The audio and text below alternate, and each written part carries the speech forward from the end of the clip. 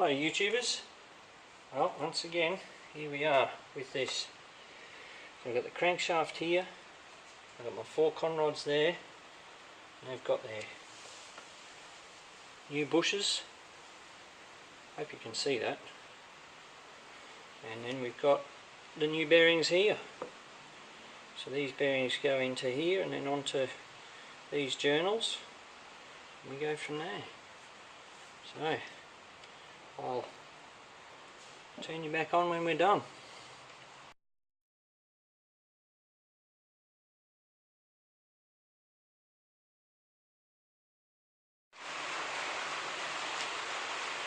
So now I've got the crankshaft done and the con rods are all put on. They turn nice and freely, making sure that the numbers go with the numbers on both of them. Numbers and numbers on all of them. And there we have it. Part 1 done. There's 2. I'll bring you around here. There's 2 dots just here, there and there, and they correspond with the dot on here. Where is it? There it is there. You can see the dot at the top there. And they correspond with that. We have to get that sorted out, so I'll get that done and we'll go from there.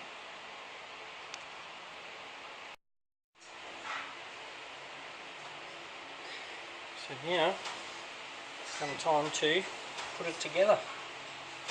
We've got the cam in, made sure that the timing's right. Got those 2 sitting up so they'll go through these holes and hopefully it'll just slide on.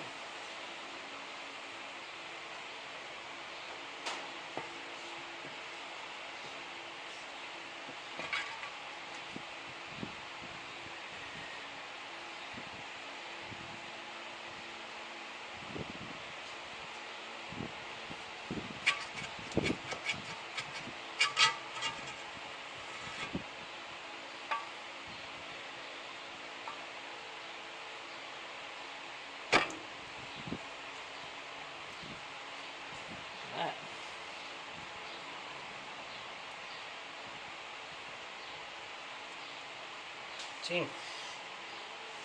Look at that. Wow.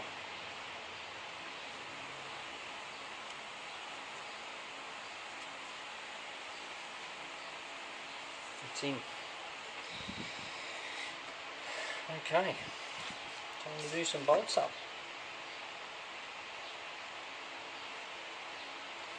Install the oil pump housing in the crankcase with a new gasket. Start all the nuts on the crankcase studs finger tight. Okay. So once again viewers, here we are. You can see here that I've got the pistons and the barrels on. Underneath here I've just mocked up a push rod tube and the push rods that go on the valve lifters. And around this side we've done the same. Got the pistons in. And so that's it for tonight. I'm calling it a night. But we'll work again tomorrow. And at the top there you can see through there, that's the oil cooler. So progress. Progress is good. Okay. Good night and I'll see you in the morning. So now here we are, next day, and I've got the heads on. You can see there, the heads are on. Down in there. You can see right down in there, you can see the copper gasket that goes in beside there. And then push rod tubes all down here, go underneath. There's all your push rod tubes. I've been told by people who know things that this seam, which is along the top there, should stay on the top because sometimes it leaks. So we've got our pump. The only thing that had me stumped was the oil pressure relief valve. I thought it went in here, but it doesn't. It actually goes in here and goes up this way, up into there. So YouTubers, we're back again. I wanted to show you what I've done. Now, I'm going to put a sump on the bottom of this because they didn't have a lot of oil capacity. And so what I've done there is I've got a compression fitting and a little bit of copper pipe and just extended the oil pickup. So this is the bottom of the engine here. So what happens is, I'll show you how it works, is that I've got that spacer made. I'll put this gasket on. Now this spacer I had to get made up at a local machine shop because the holes in here, if you look at, put you down there, you can see the holes there. Now these holes, they didn't fit on this sump, obviously, because this is the diameter of the sump holes. So I've got them made so that I can fit a spanner down there and tighten them up. And then on here we've got to just get rid of this cover. So we've got the mini sump, as it's called, and that goes on here like so. And then I screw it into those holes using these brass nuts, and they're bolts, they're not nuts. See if I can do it one-handed. Apparently not. Isn't it terrible? You can do it when it's... Here we go. So now we've got that.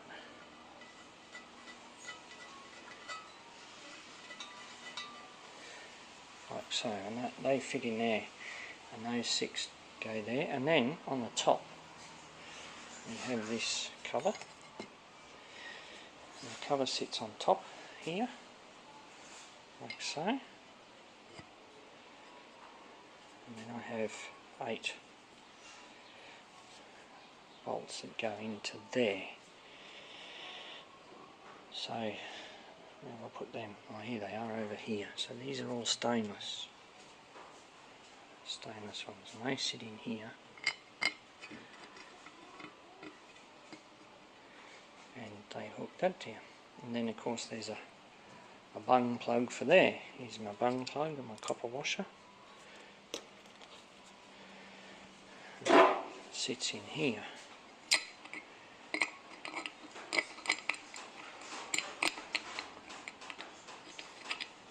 There we go, like so. And that increases your oil capacity. So, as you can see when you sit like this, there's a little bit more oil capacity in it. One of the things that these have a problem with, oil capacity was a bit low, and so that should be good.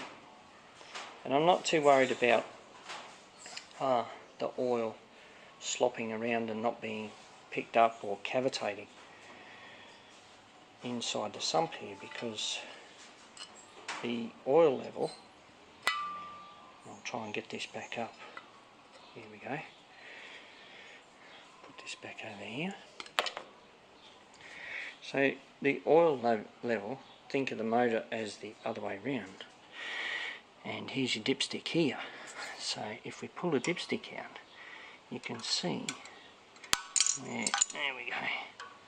If we put the dipstick about where it was, the oil level would have been approximately here. That's focused so you can actually see. So about that level. So we've got all this, and then in there and here, and this is always going to be full of oil. Oop, let's do this again. So we've got all this and here. Oh, careful, I'll drop it. And this is always going to be full of oil, and so the oil that comes down in here should be sucked up fairly well into the oil pump, which is over this side. So it gets sucked up through here, comes this way through to this little thing here, and then into the oil pump, which is just here, and then from the oil pump straight through to the filter. That's how it works. And then it returns, and it returns back down into there and back into the motor. So that's how it's going to go. So that's my extended oil sump. Thanks for watching. Bring you back with another update. Bye.